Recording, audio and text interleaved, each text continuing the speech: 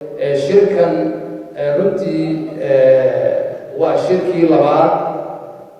noociisa intii aynu ahayn dowladnimada qaadanay la qabto waana shir runtii aad u qiimo badan oo lagaga wada tashanayo howlaha waxbarashada ee dalku halka ay marayaan oo runtii 3 biloodba mar la qabto shirkii koowaad waxaa lagu qabtay Boorame shirkii labaad ama 3 biloodkii labaad ayaa maanta gobolka Togdheer magaalada Burco aynu ka furmaya ujeedooyinka ugu waaweyn ee laga leeyahay shirarka 3 biloodlaha gudoomiyayaasha gobolada waxbarashada waxa ugu horeeya dardargelinta waxbarashada gobolada waxa la yiraahdaa maamul daadejinta ama decentralization-ka dawladnimo ay muuqanayso in gobolada shirarka loo qaybiyay wasiiradu sida ay hawlaha ay u wada oo mar Boorame la tago Burco la tago Laascaanood la tago Eergaabo la tago shaqooyinka loo qaybiyo degmooyinka iyo gobolada oo ku faraxsan maantana haddii wasiirka iyo wasaaradda nala joogaan waa inaanay faramanaan naga noqonin aan halkan ka ballan qaadno magaalada iyo gudaheeda iyo iskuulada maadaama tayadii aan ka shaqeynayno iskuulada gaarigii inta la isaga gudbi lahayn lagu soo kormeeri lahaana waa inaan maanta halkan ka ballan qaadno baritaan iibina hadii ilaahay ka waxaana mas'uuliyadii noqotay ardaydeena waxay ku tartamayaan waa in ardaygu aqoon ku tartamo laakiin hadduu ardaygu eegta inanka ay jaarka yihiin ama inanka jaarka ay yihiin waxay dhigataa jaamacadda adiga maxaa jaamacadda ku diiday adiga u dhaadna jaamacadda iska tagtay haddaynu ku tartano waan dumaynaa ku faraxsanahay shirkan soo dhaweynaya lagaga tashanayo waxbarashada aayaheeda iyo mustaqbalkeeda nabi maxamedow waa ilaahay yiri miyay siman yihiin kuwa wax yaqaan iyo kuwa aan waxba aqoon ma sineen taasaa daliil inoogu ah nasna inoogu ah qofka wax yaqaana iyo qofka aan waxba aqoonin kaliya waxa weeyaan kow in isdhexgalka gudoomiyaasha waxbarashada ama waxbarashada dalku maadaama waxbarashada dalku ama qaranka jamhuuriyadda Soomaaliland hal mid yahay hal manhaj aan isticmaalo dad kaliya nahay inaynu isla falqayno gobol walba waxbarashada qaabka ay uga socoto si la isku kaashan lahaa dhammaan gudoomiyaashu aqoon isku wadaagsan lahayn ubadku ama ardaydu waa resource-ka iyo mustaqbalka ummadda ay leedahay in markasta laga fakiro la ogolaaso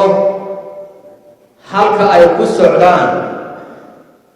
waxa ay higsanayaan iyo halka ay taagan yihiin waa shay muhiim ah maanta in iskuul la samaysto aad u fududahay iskuulka ugu weyn maanta gobolka waa Sheekh Ibraahim 200 iskuul yar baa ka samaysan ugu dambeyntii waxaa munaasabadaasi soo afmeeray wasiirka wasaaradda waxbarashada Soomaaliland iyo agaasimaha guud ee wasaaraddaasi kuwaasoo ku dheeraaday ahmiyadda ay wasaarad ahaan saari doonaan sare u qaadista aqoonta dalka dugsiyeedkii imika dhamaaday xogoorintii la soo sameeyey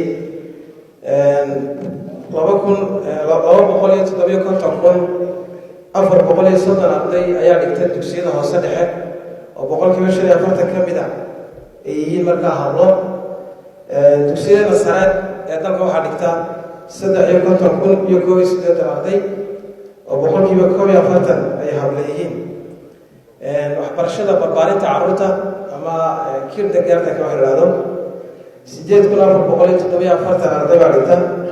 oo 50% ay hablo yihiin haddii inta saddexda hore eegnayn waxbarashada barbaarinta waxbarashada dhexe iyo waxbarashada sare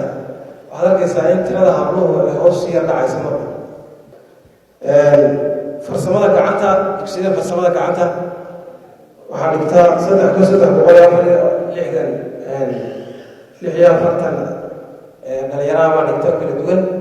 waxay isugu jiraan markaa farsamada gacanta ee dugsiyada sare oo Hargeysa iyo Burco laga socota oo formal ah waxbarasho markaa farsamo toosa iyo waxaa jirta waxbarasho gaaban oo 3 bilood iyo 6 bilood sanad oo xirfado kala duwan la barto annaga wasaaradda waxbarashada tan ahay sanadkan mudnaanta waxa la siinayay waxa in kor loo soo qaado oo heer kasta waxbarashada tahay hadday waxbarashada hoose tahay hadday sare tahayba in tayadu markaa kor soo kacdo oo la jaan qaado tayada caalamiga ah ee standardka caalamka la jaan qaado. waxaan rajaynayaa oon isleeyahay waa horumar aynu gaadhnay in gobollada aynu ku qabanno shirarka caynkaas ah oo dowladnimada inta hoos loo daadejiyo dadka gobollada ku nool la tuso in dowladdu agtooda intay timid ay kaga hadlayso